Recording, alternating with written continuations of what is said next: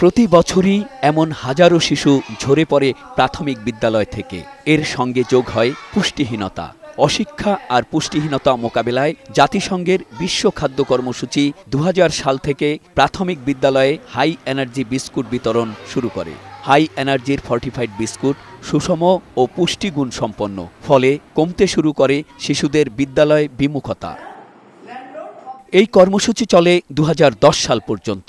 ২০২২ সাল পর্যন্ত WFPA সরাসরি উৎপাদন না করে কঠোর মান নিয়ন্ত্রণের শর্তে তাদের এই বিশেষ পুষ্টিমানের বিস্কুট তৈরির ক্ষমতা দেয় তৃতীয় পক্ষকে।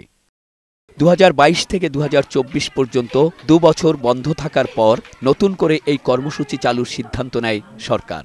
সপ্তাহে ৫ দিনের স্কুল ফিডিং প্রকল্পের নতুন রুটিনে রোববার, বুধবার এবং বৃহস্পতিবার বনরুটি ও সিদ্ধ ডিম, সোমবার বনরুটির সাথে দুধ আর মঙ্গলবার শিশুরা পাবে বিস্কুট, কলা। প্রশ্ন হলো, ভেজালের এই যুগে কলা কি ফরমালিন মুক্ত? সপ্তাহে ৪ দিন বনরুটি, অথচ রুটির সেলফ লাইফ থাকে মাত্র ৩ দিন। আর বাকি ৩ দিন দেয়া সিদ্ধ ডিম পচা না পুরনো, কে করে তার পরীক্ষা?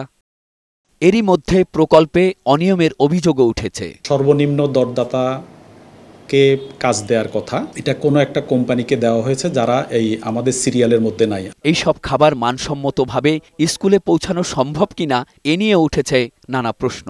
বনরুটি, তারপর কলা যেগুলো দিবে মৌসুমি ফল, এগুলো সবাই পেরিশেবল আইটেম। লোকালি এগুলো প্রকিউর করতে হবে। দূর দূরান্তে আমি যখন ডিস্ট্রিবিউশন করব, এগুলো টেস্ট করা ছাড়া যদি দিয়ে দেওয়া হয়, তাহলে বাচ্চাদের একটা বিশাল হেলথ হ্যাজার্ড হতে পারে, ইভেন ডেথও হতে পারে। সমাজবিজ্ঞানী অধ্যাপক হাফিজউদ্দিন ভূঁইয়া মনে করেন, এ ধরনের খাবার মারাত্মক ঝুঁকিতে ফেলতে পারে শিশুর স্বাস্থ্য। যে লক্ষ্যে শিশুর পুষ্টির মান উন্নয়ন, সেই পুষ্টির মান এর সহায়ক খাবার আমি এখানে দেখছি না। এমন খাবার সরবরাহ করতে হবে যে খাবারটি নষ্ট হবে না, পুষ্টি সমৃদ্ধ হবে এবং শিশু স্বাস্থ্যের সহায়ক হবে। তবে ৫,৫০০ কোটি টাকার এই প্রকল্প মাঠে না গড়াতেই এমন দুর্নীতি আর অনিয়মের অভিযোগ উঠলেও যথারীতি তা অস্বীকার করে সংশ্লিষ্ট কর্তৃপক্ষ। যেদিন বন্ডরি খাওয়া তার একদিন বা দুদিন আগে আপনার স্কুলে এটা পৌঁছাতে হবে, না হলে এটা তো সেলফ লাইফ ঠিক থাকবে না, এটা আবার নষ্ট হয়ে যেতে পারে এবং বাচ্চাদের অসুস্থতার কথা বলছেন সেটার সম্মুখীন হতে পারে। এখানে প্রকল্প পরিচালক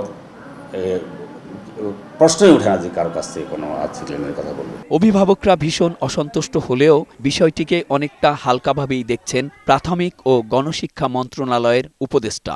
যারা সাপ্লায়ার তারা স্কুল লেভেল পর্যন্ত পৌঁছে দেবে এবং সেখানে তো টাইম লিমিট দেওয়া আছে যে বানটা তৈরি হওয়ার কয়দিনের মধ্যে সাপ্লাই করতে হবে। ডিম সেটা সকালে সিদ্ধ করেই সাপ্লাই করতে হবে। কলা তো কয়েকদিন থাকেই। যে কোনো কাজ করতে গেলে আপনার চ্যালেঞ্জ আছে।